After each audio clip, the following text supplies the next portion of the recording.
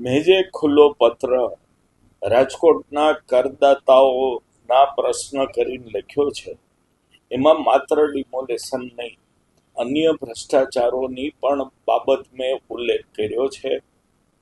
જંગલેશ્વર વિસ્તારમાં ડિમોલેશન કરવામાં આવ્યું, તેમાં પાણીનું બિલ, વિડીયોનું બિલ, એ બધું બહુ એક્સેસ, ભોજનનું બિલ ખૂબ વધારે પ્રમાણમાં મૂકવાની કોશિશ થઈ અને કરોડો રૂપિયાનો ભ્રષ્ટાચાર થયો હોય એવી એક વાત બહાર આવી.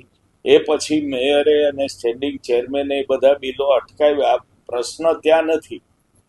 જે કાંઈ વાત જાહેર કરી છે એ કટકે કરી છે કે પાણીનું 22 લાખનું બિલ, ભોજનનું આટલું બિલ, વિડીયોનું.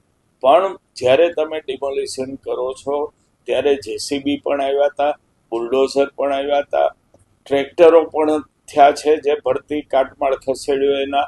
આ કાટમાળ પાછો વેચાણા હોવાની વાતો પણ આવે છે. એટલે કેટલો બધો ભ્રષ્ટાચાર થયો હશે, એટલે આખો આંકડો એક સાથે જાહેર કરવાની મેં માગણી મૂકી છે.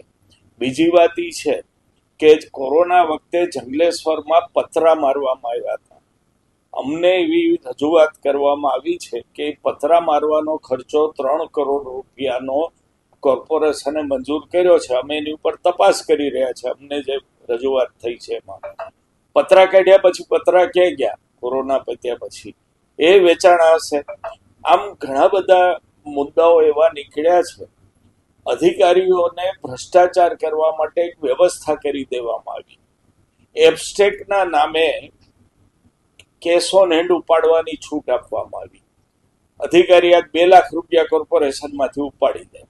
2 લાખ રૂપિયા ઉપાડી લીધા પછી બિલ મૂકીને એને સેટ ઓફ શબ્દ વાપરે છે. એ સેટ ઓફ કરે. આવી રીતે કોર્પોરેશન કઈ રીતે એબસ્ટેકની રકમ ઉપર ચાલે એ અમારો બહુ મોટો સવાલ છે. અમને એવી પણ માહિતી મળી છે કે 2018 પછીના બિલોને વહીવટી મંજૂરી મળી નથી. પેન્ડિંગ વહીવટી મંજૂરી છે. આજે 8 વર્ષ સુધી કોઈ પણ વેન્ડર, સપ્લાયર કે સર્વિસ કરતો માણસ પેમેન્ટ વગર કઈ રીતે કામ કરતો રહ્યો એ બહુ મોટો સવાલ છે. જો એવું નથી થયું અને બિલ ચૂકવાઈ ગયા છે એબસ્ટેક મારફત, તો વહીવટી મંજૂરી કેમ અટકી છે? આ બધા જ પ્રશ્નો છે.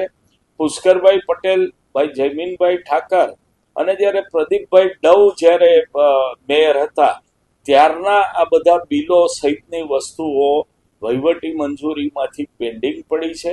અમને શંકા છે કે ભડકો ના થાય એટલે ધીરે ધીરે સેટ ઓફ કરવા માટેની આ પદ્ધતિ ગોઠવી હોય. આ ઉપરાંત મુખ્યમંત્રી શ્રી, ગૃહમંત્રી શ્રી કે અન્ય કોઈ આવે ત્યારે ધારાસભા વાઇઝ કાર્યક્રમો થાય છે. આ કાર્યક્રમો માટે પણ કોર્પોરેશનોએ ખર્ચા કર્યા છે. અમે જે માહિતી અમને આપી છે, જે લોકોએ આપી છે, એણે એવું કીધું છે કે 1 વર્ષમાં 80 લાખ રૂપિયા જેટલો ખર્ચો ઇનડાયરેક્ટલી ભાજપના પ્રચાર કરવા માટે લોકોના, કરદાતાઓના ખિસ્સામાંથી પૈસો ખેંચી લેવામાં, લૂંટી લેવામાં આવ્યો છે.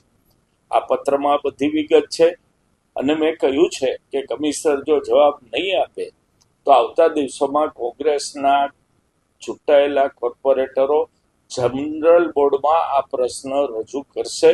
એના જવાબ આપવા એમને માટે ફરજિયાત થશે.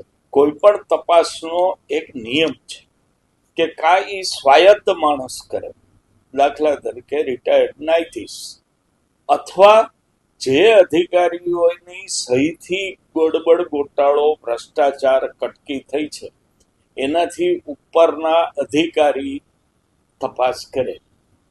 કુલડીમાં ગોળ ભાંગવા માટે મેયરશ્રીએ અને બીજેપીના લોકોએ કમિશનરની સહીથી મુકાયેલા બિલોમાં નાયબ કમિશનરને તપાસ સોંપી. આ તપાસના મૂળભૂત નિયમોની વિરુદ્ધની બાબત છે. અમે એનો વિરોધ કર્યો છે અને આજે તપાસ સમિતિ બનાવવામાં આવી છે. એ લીપાપોતી અને કુંડળીમાં ગોળ ભાંગવા માટે જ બનાવી છે. કરદાતાઓની આંખે પાટા બાંધવા સમિતિ બનાવવામાં આવી છે.